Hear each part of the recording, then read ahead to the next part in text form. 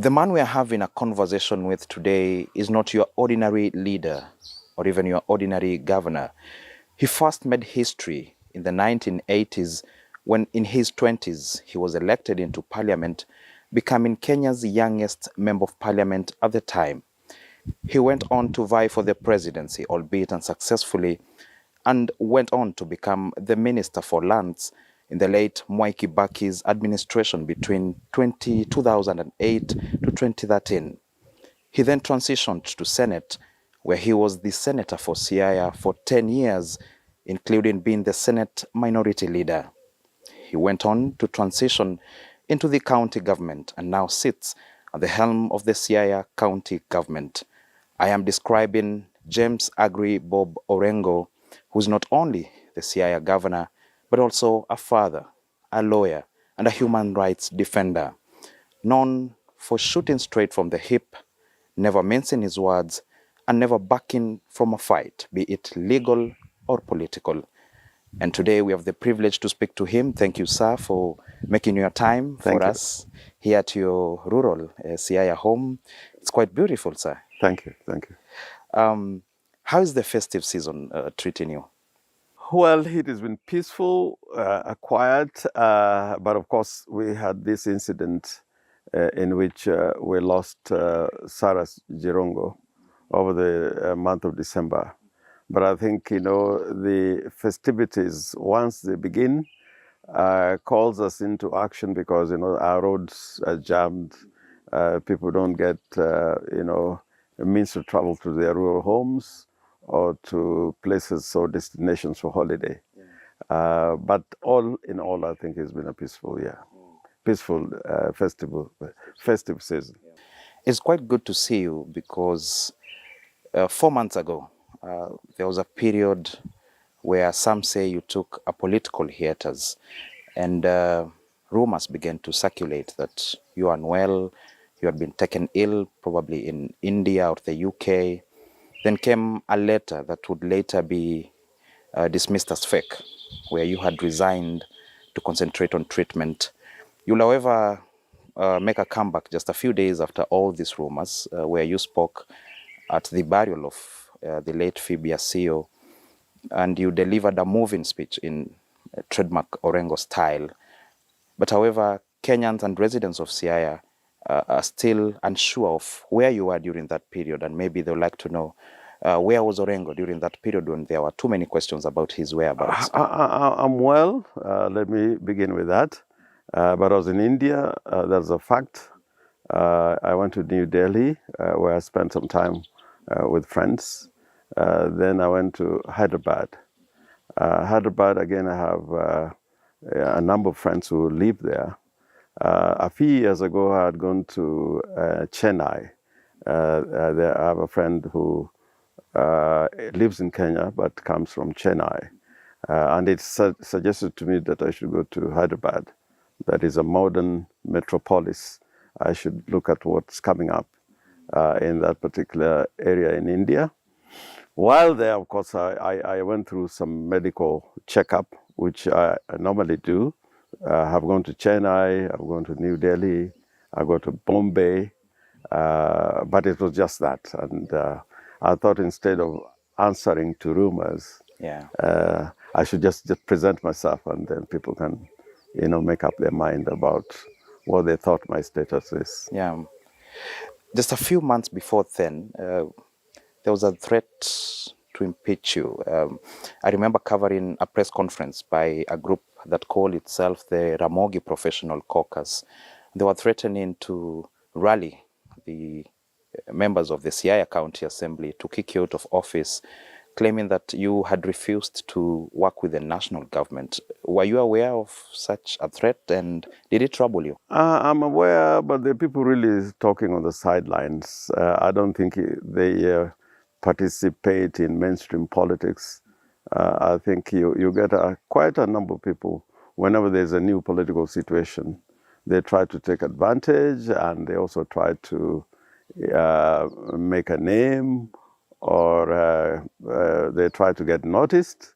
But I was never really, worried about that because, those particular professionals, They're not in the mainstream, politics or even civic matters involving CIA. I don't see a lot of them Yeah. taking part. Yeah. I'd like us to shift focus to the elephant in the room, and that is the broad-based arrangement. And earlier this week, you claimed that there were people planning to sell the ODM party ahead of 2027, and you said you can provide the evidence. So who are these people trying to sell the ODM party? I think for the moment they remain unnamed, but it is quite clear out there that the people are getting out of their way to try to get the ODM party into an arrangement that really doesn't make sense. I think before getting into coalitions, political coalitions, out of our experience over the years, it's important to take an audit. It is important to put down matters that need to be addressed before you can make a decision to get into that arrangement. Your criticism of the broad-based arrangement has been termed by some as double standards. You've time and again argued that the ODM party must maintain its identity and remain a strong opposition voice to hold the current government accountable. You've also said that you believe that joining a broad-based government will lead the party losing its glory and identity as the party of the people. Yet yourself, on the 5th of June 2025, walked into State House to meet President Ruto.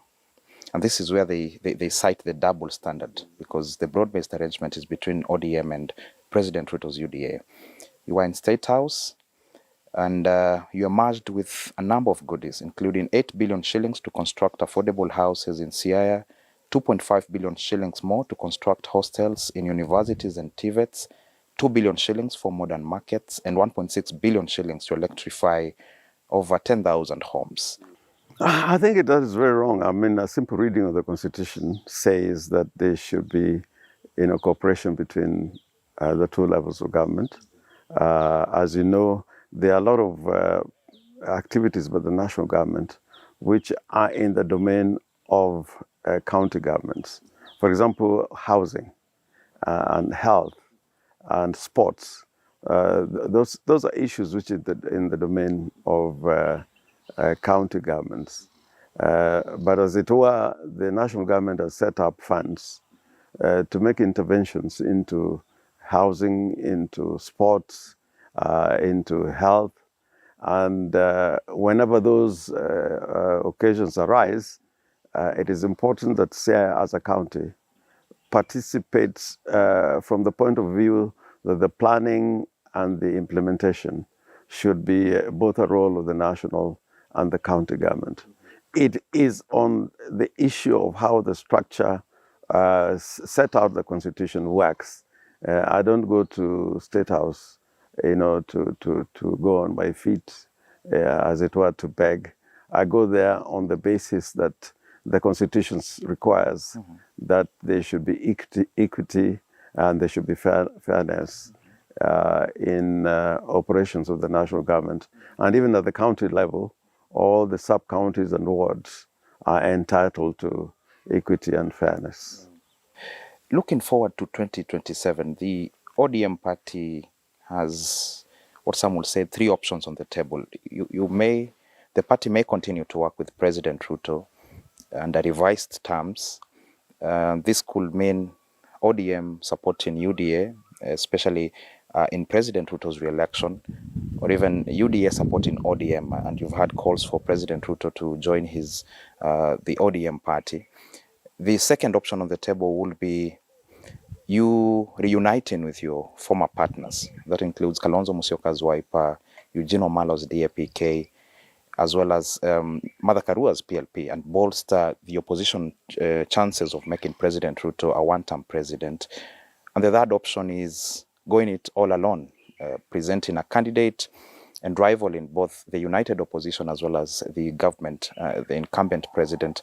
Which of these 3 options is best for ODM? I think the option of working with the united opposition, that has not been in the works at all. And I must say that we should be clear about it. What we are talking about is what is on the table that has been pushed through negotiation and operations, as it were, that now has made ODM have certain relationship with Kenya Kwanza or the UDA party. What worries me from a historical analysis is that both at independence, where the colonial government tried to create regional parties. Mboya had the National People's Conventions in Nairobi. Jaramogi had a party purely for the Nyanza region. Muliro had another party. They were trying to regionalize and ethnicize political movements. And post-independence, there was also that attempt when Jaramogi resigned from KANU, and he crossed the floor with quite a number of members of parliament. In fact, it could have been a majority of members of parliament. And Mboya came with a constitutional amendment that required any member crossing the floor having to resign and going to back to the constituency for a fresh mandate, a fresh election, as it were. Now, that had the effect of ethnicizing the Kenya People's Union.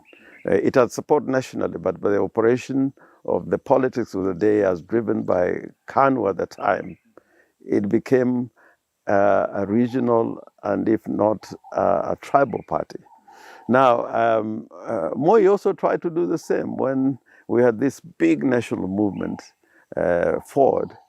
He brought everything on the table to enable political parties to emerge out of Ford. Matiba went his way, Kibaki went his way, and we had all these regional parties.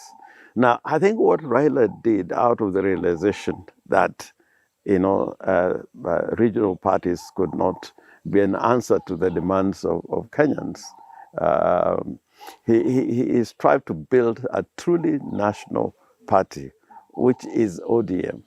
And ODM is found more or less in every region.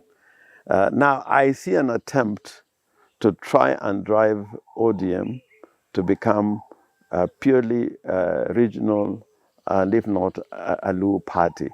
The elements of the party from other regions are fairly quiet when we have, this civil war within the party. And therefore, when you do that analysis, if we choose to work with Kenya Kwanza or UDA, most likely ODM is going to be a small party. It will be pushed back into Luo Nyanza, basically. And we must be very conscious of that effort. And you can see some pronouncements which make it look like ODM is purely a regional party, is a national party. And I think if we are not very careful, we may be driven in that direction. I think we have about 10 or 12 months which we can spend in building ODM as a national party, reap from the legacy of Raila Amolo Odinga, and thereafter, talk about coalitions, talking about working together with other political formations. But now what is in the agenda is that we should work with the UDA government. And I think that the effect of that is that we may grow into a smaller and a smaller party. I think we should talk as parties which are strong. And so far, ODM still remains the most popular party in Kenya. And that would mean that when talking to UDA, we are the big brother in the room. And that must be taken into consideration. Yeah. You've spoken a little about the united opposition, but when Wiper leader Kalonzo Musyoka came to Opoda Farm to pay his last respects to the late Raila Odinga, it was on 6th November 2025. You had very kind words for him. And we saw the camaraderie between you and the Wiper leader, as well as the Kamba Council of Elders even gifting you an iconic and a very significant walking stick. And we saw that match by you. It was hilarious. But looking at that and looking at Kalonzo Musyoka himself, he's supported ODM and Raila Odinga in 3 subsequent elections, including in one where he was not even on the ballot. Do you think it will be fair for the ODM party to back him this time round? I think, as I said before, this is not really the time to talk about, coalitions or potential coalitions. I think the first thing following the death of Raila Amolo Odinga is the time to build the party. Make sure that the leadership that has emerged and is emerging has acceptance and strength across the board. But I have no regret about what I said about Kalonzo Musyoka.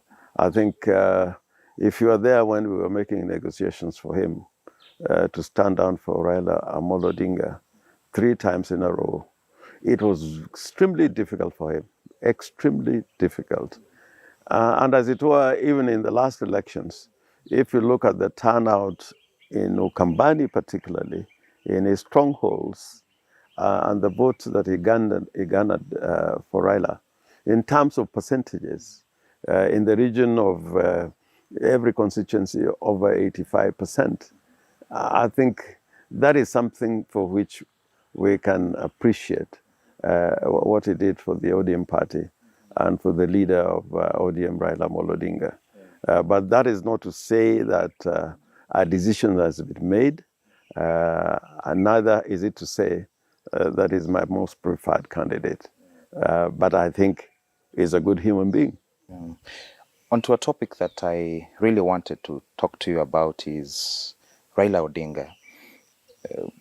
He passed away on that fateful morning of 15th October 2025.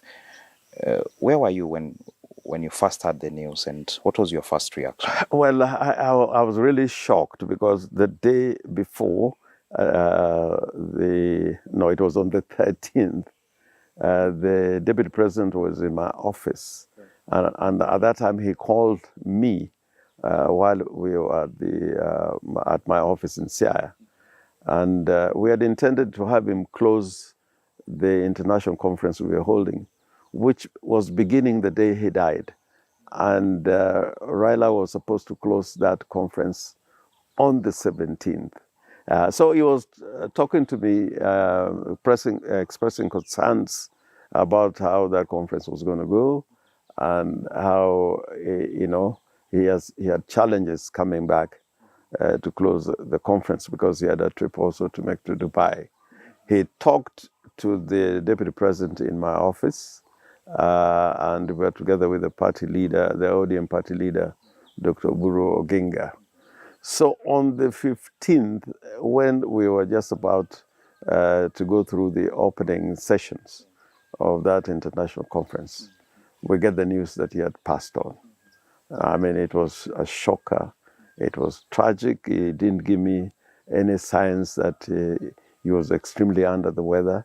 He was upbeat, and I could not imagine that he would have been in a situation where his life was in danger. Yeah. So it was a big shock for me. And when we got the news, we had to stop and postpone the conference in India. Yeah. For how long had you known him? Raila, had known him for quite a long time. I ran into Raila's brother. The first person I knew in his family was his brother, known as Agola Oginga. He was my schoolmate at Ambira boarding school, primary boarding school. And it was at that time, Raila was out of the country, pursuing further education in Eastern Europe. So we used to talk a lot with him. That is the brother, about his brothers, Oburu and others. But then when Raila came back and joined the University of Nairobi, I had many, many, many, interactions with him, including his father. And then when when I ran for the student leadership at the campus, and then eventually ran for parliament as a member of parliament for Ugenya, association was not at just a personal level, but it became a political relationship. And at that time, we were working, of course, very closely with his late father, Jaramogi Oginga Odinga. What fond memories do you have of Raila Odinga, and do they include instances where you could not see eye to eye? The most memorable moment I had with Raila was in the morning of the decision of the Supreme Court on the elections, 2017 elections. He came to me. We were operating from a hotel in Nairobi, somewhere in Karen, with all the legal team, which I was acting as lead counsel. And he was concerned about, the outcome of the petition. Yeah. And he was asking me whether he should come or keep away, because he was saying that he rather not come to the court if the decision was going to be not in our favor. So I told him, no, I am sure that we have won this petition, and please just put on your best suit, and we go to the Supreme Court. And we kind of celebrated. We were jumping in the room almost as madmen, because we were saying, we have won this, and it is not going to stop there. After we win the petition, on pronouncement of the decision, we will go to the people again, and I am sure you're going to be the president of the Republic of Kenya.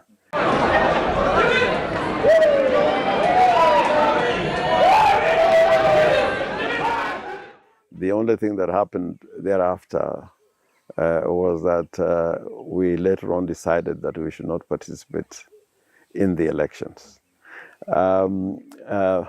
People really don't know that, we used to have a lot of debate and arguments.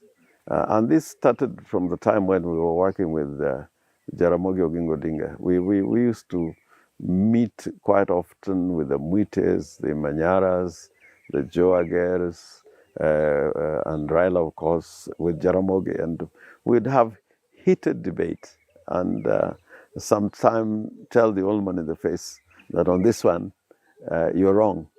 That included the time when Jaramogi decided to work with President Moi. We had a lot of arguments over that. I remember telling Jaramogi that, and this is when he had flown from Kisumu to Nairobi on the same plane with Moi.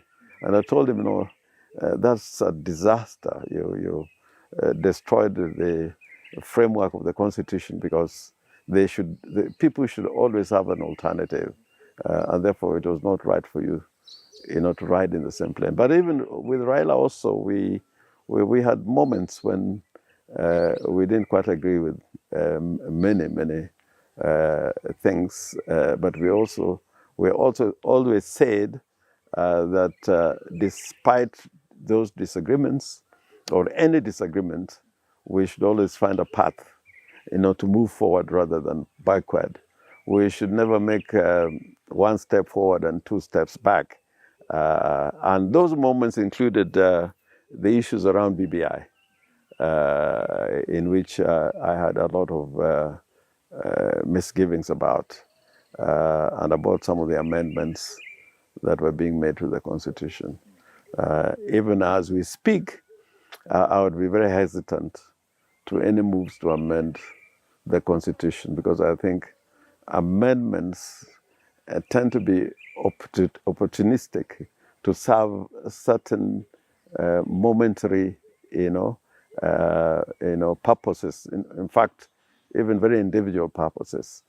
So I think a great constitution like ours should never really be amended unless there is a proper need. And the drive should not come from politicians who, are in office or outside the office. I think proper constitutional amendments should really come from the people-driven, rather than through the people who are in the political class. Upon his death, there were many photos of him having a good time on social media. And there was something constant in most of the photos shared online, especially on X. And what was constant was you either, if it's a party, you're either alongside him or somewhere in the background. And then jokes started to come up that whenever Ida, the wife of the late Raila, was trying to reach Odinga and couldn't find him, she will call you, and even without saying hello, she will tell you, give Raila the phone, I would like to speak to him. Or whenever Betty, the first lady, wanted to speak to you and couldn't get a hold of you, she will call Raila and tell him, without even saying hello, give James the phone. Has that ever happened? Not really, not really. I think it was out of a very close association. We were together many times, on matters, politics, matters to deal with, public affairs, and that meant that occasionally or quite often after those meetings, would end up in a social situation. But I think, it was a really light moment and a way of trying sometimes to describe that relationship. I think the point that it was making is that we were very close at some point. Yeah. What do you make of his contribution to the country? Really big contribution. There's a time when I said that, probably Raila is the greatest Kenyan that ever lived. Constantly trying to bring about change and reform. And he was never comfortable with the status quo. Even when he was in government, for example, when the Grand Coalition government, he kept on coming with the ideas that we could do better. When he was in the NAG government, when he was in the Grand Coalition government, I think that's when the big ideas about the economy, about Vision 2030, and about amending the constitution, really, or coming with a new constitutional order, really came on the table. And I think without Raila being in government with President Kibaki at the appropriate time, we probably would never have achieved the Constitution 2010.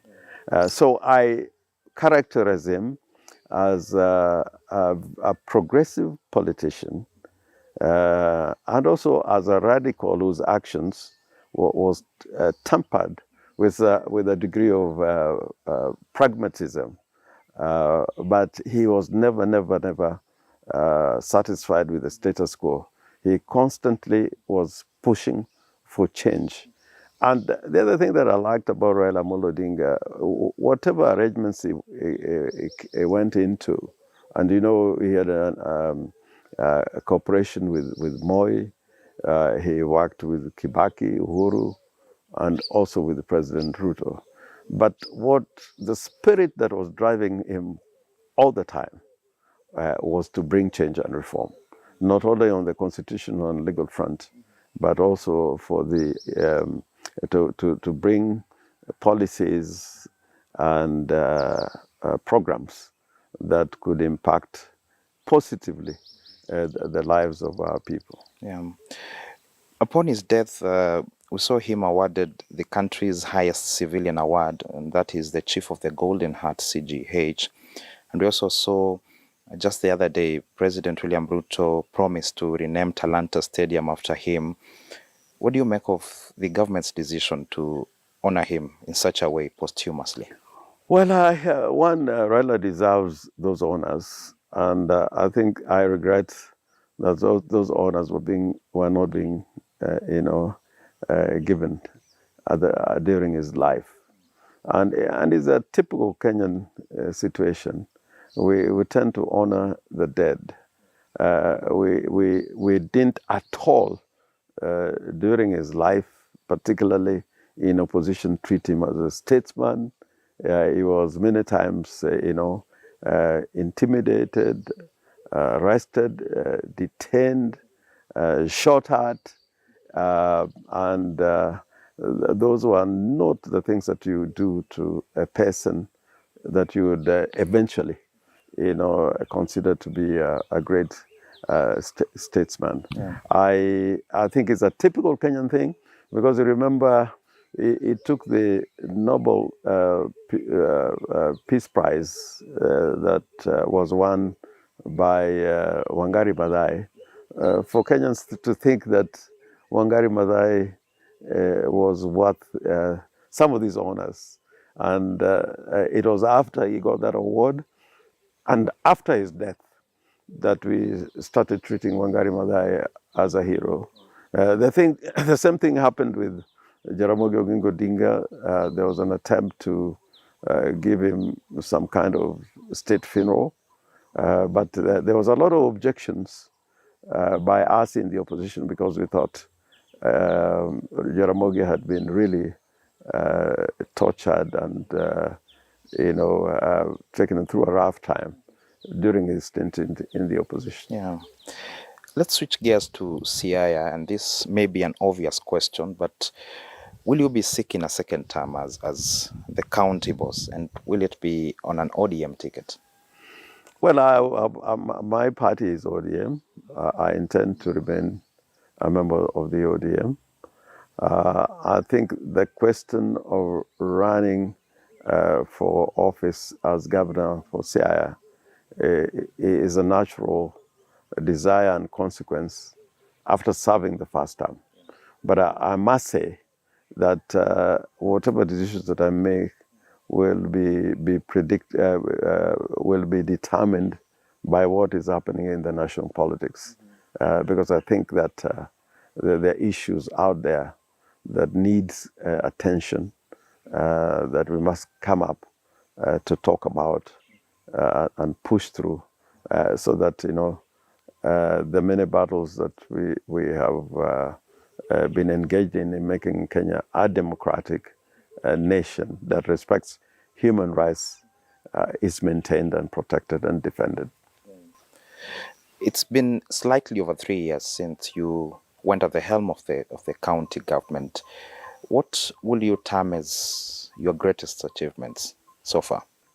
Well, I think when I went into county government of Siaya, I said that I would consider 9 main pillars, but the most important for me was health, agriculture, education, and water. And I think in the field of agriculture, just to make one of our major achievements, is that we have built a rice mill and improved the lives of the rice farmers in an area known as Usonga, in Alego Usonga constituency. And I think that was a game changer. We had nothing that we can call an emerging agro-industry at all in Siaya. And we want to follow this with the construction of a ginnery in Rarieda constituency. In the level of health, we have built several health institutions. And right now there are modern maternity wings nearing completion, one in Yala, one in a place called Barndege, one in Okwala. In Siaya, we have a new surgical unit that we are now equipping. Together with the national government, we are building a facility worth more than 1 billion shillings to make Siaya referral hospital, a proper level 5 hospital. In the area of education, we had teachers in ECD centers who were not employed on a full-time basis. In fact, most of them were being paid by parents and communities. And there were more than 700. We managed at the beginning of last year to absorb all these 700 teachers to employment on permanent and pensionable terms, out of a belief that the early years of in anybody's life count, and if anything goes wrong during that period, the growth of the child can be negatively affected. And then we have got the school feeding program, where we are providing, food to ECD learners, and that is working across the country. So overall, I think there are many things we have done in the health sector, in agriculture, in education, and in water. We have a big water scheme in Central Sakwa that was going to cover Central and South Sakwa. Now, under the mantra that the future is urban, we have tarmacked several roads in some of the municipalities and trading centers. That is Siaya, Ugunja, Bondo, and also Usenge, Ndori, Akala, and Diala, and Sega. And if you go there, you'll find some of those works completed or going on. Mm-hmm. Away from local development to local politics, how is your relationship right now with your deputy, William Oduol, especially after that impeachment attempt in 2023? My relationship, I don't know how to describe it, but he has got a job. And as far as I'm concerned, we didn't interfere with his office. But the most important thing for me and for the people that I work with is that there should be collective responsibility in the things that we do as a county government.